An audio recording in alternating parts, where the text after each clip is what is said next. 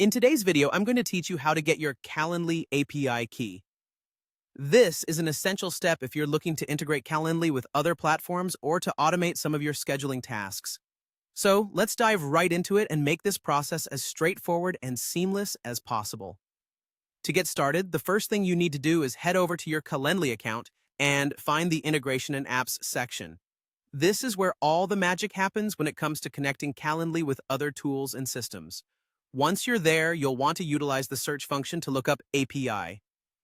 The API and webhooks section is your home base for generating access tokens and managing integrations that work perfectly with your scheduling needs.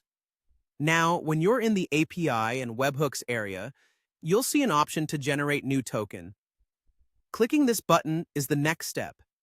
It's important to note that this token is essentially like a key that will unlock the ability to sync and automate Calendly with other systems, so be sure to keep it secure and only share it with trusted sources. After you click to generate, you'll be prompted to add a name for your token. This could be something descriptive so you remember what it's for. Once you've entered a name, go ahead and click Create Token. Next, you'll need to check your email.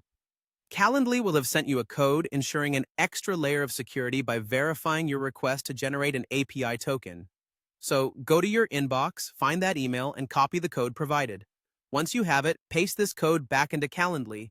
This step is crucial as it verifies that you actually initiated the request and keeps your account secure from any unwanted access.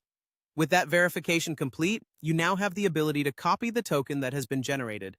This is the final step. Make sure you store this token in a secure place because, as I mentioned earlier, it's like a special key that allows other applications to interface with your Calendly account.